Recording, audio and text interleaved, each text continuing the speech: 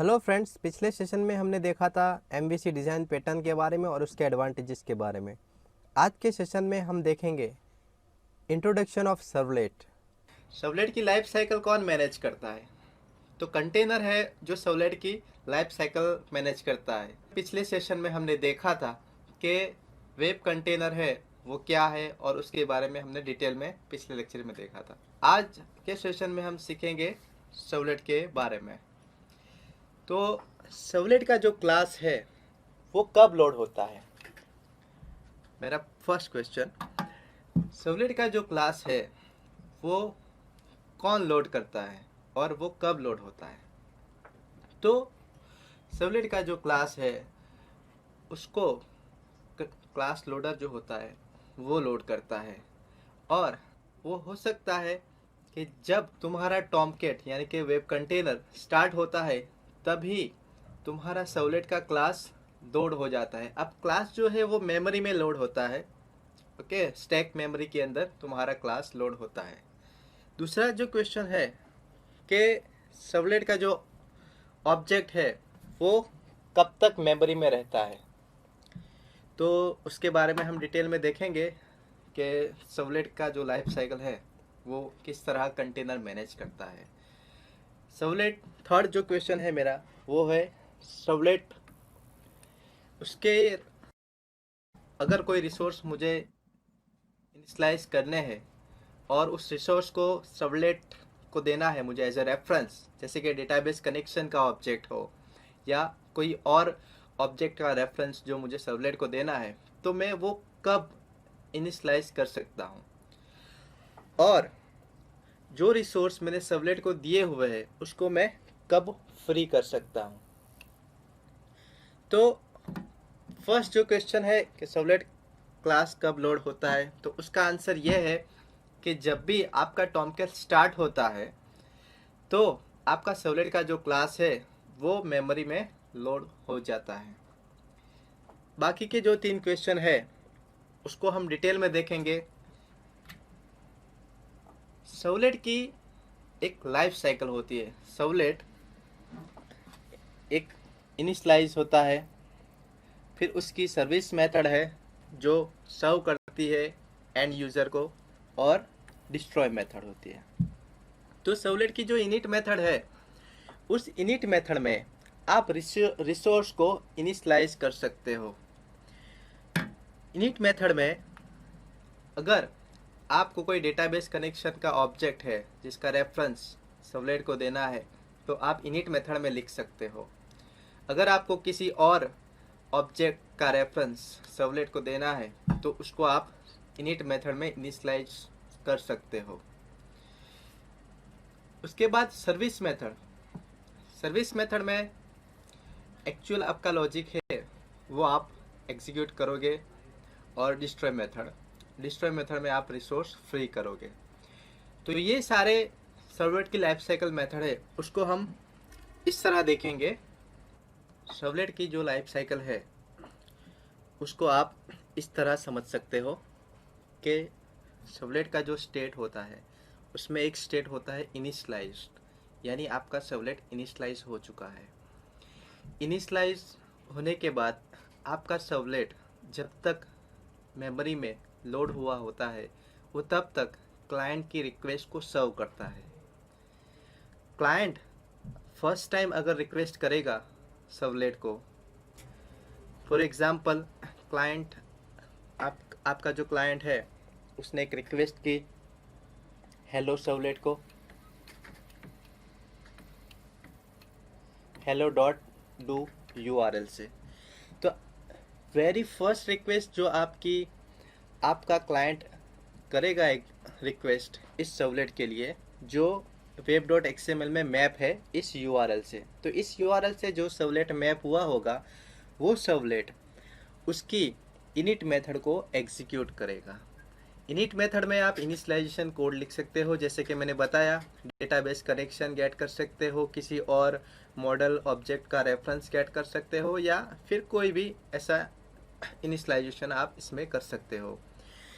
तो जो nothing state है, नथिंग स्टेट में से आपका सर्वलेट है उसका कंस्ट्रक्टर एग्जीक्यूट होगा।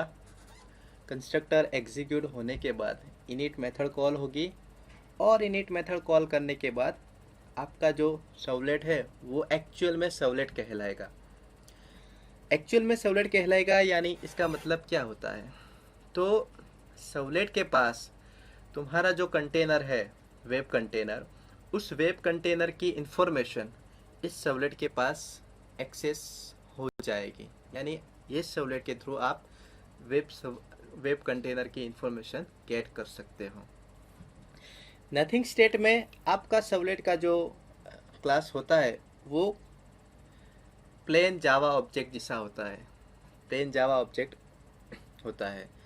एक्चुअल सर्वलेट जो बनता है वो क्लाइंट की वेरी फर्स्ट रिक्वेस्ट आने से वेब कंटेनर उसके कंस्ट्रक्टर को कॉल करता है और इनिट मेथड को एग्जीक्यूट करता है। उसके बाद सर्वलेट बनता है। अब सर्वलेट बन गया तो उसका जो स्टेट होगा वो क्या होगा, इनिशियलाइज्ड, यानी वो इनिशियलाइज हो चुका है। दूसरी जो मेथड है सर्वलेट की लाइफ साइकिल वो है service method. Service method execute कब होती है, तो जितनी बार वेब ब्राउज़र में से यूज़र रिक्वेस्ट करता है इस सर्वलेट को, जो सर्वलेट मैप हुआ है web.xml में, उस URL को जितनी बार हिट करेगा उस URL का वो सर्वलेट की सर्विस मेथड इतनी बार कॉल होगी। सर्विस मेथड कैसे एग्जीक्यूट होती है, तो जैसे मैंने कहा कि इनिट मेथड है वो इनिशियलाइजेशन के लिए यूज़ होती है। वेरी फर्स्ट रिक्वेस्ट जो यूज़र करेगा उस वेरी पहली रिक्वेस्ट में आपकी इनिट मेथड एग्जीक्यूट होगी। अगर दूसरी बार या दूसरी रिक्वेस्ट उस सर्वलेट को आती है तो इनिट मेथड एग्जीक्यूट नहीं होती है, सर्विस मेथड एग्जीक्यूट होती है। तो आपका जो सर्वलेट है उसकी सर्विस मेथड है वो किस तरह एग्जीक्यूट होगी, तो एक नया थ्रेड क्रिएट होगा। आपका जो कंटेनर है वो एक थ्रेड क्रिएट करेगा। चलो हम उस थ्रेड को नाम देते हैं थ्रेड ए। इस ए थ्रेड में सर्विस मेथड लोड होगी। अब ये सर्विस मेथड जो लोड हुई है वो आपके HTTP सर्वलेट के डू गेट और डू पोस्ट मेथड में से किसी एक मेथड को कॉल करेगा बेस्ड ऑन HTTP मेथड जो आपने URL में दी हुई है। अगर आपने अपने HTTP रिक्वेस्ट में गेट मेथड दी हुई है तो सर्वलेट उसकी डू गेट मेथड को कॉल करेगा।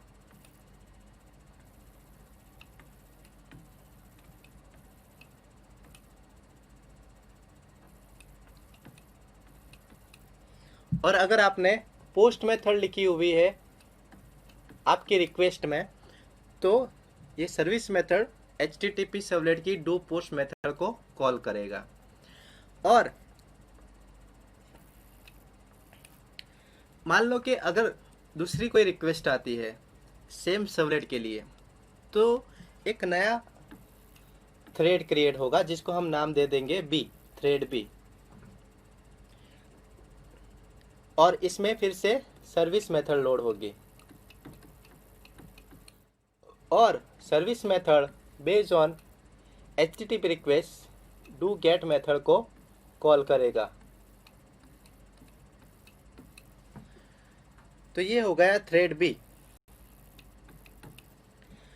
अब HTTP सर्वलेट के अंदर एक HTTP रिक्वेस्ट और रिस्पॉन्स के ऑब्जेक्ट होते हैं जो इस सर्विस मेथड को हैंड ओवर होंगे, और उस रिक्वेस्ट के ऑब्जेक्ट में से आप यूज़र का जो भी इनपुट है जो यूज़र ने पैरामीटर में दिया हुआ है वो आप गेट कर सकते हो। तो इस तरह अगर मल्टीपल रिक्वेस्ट आती है एक सर्वलेट के लिए तो आपका web container multiple thread create करता है, मल्टीपल थ्रेड के इंस्टेंट क्रिएट करता है।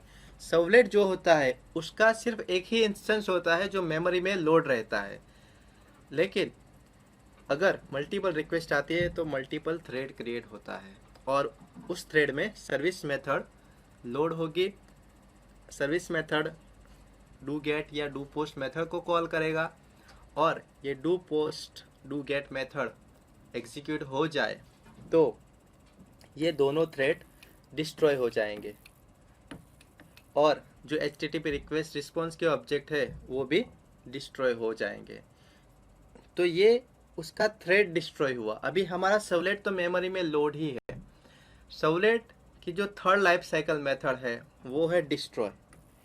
डिस्ट्रॉय आपका सर्वलेट कब होगा, और यानी आपकी सर्वलेट की डिस्ट्रॉय मेथड है वो कब कॉल होगी, तो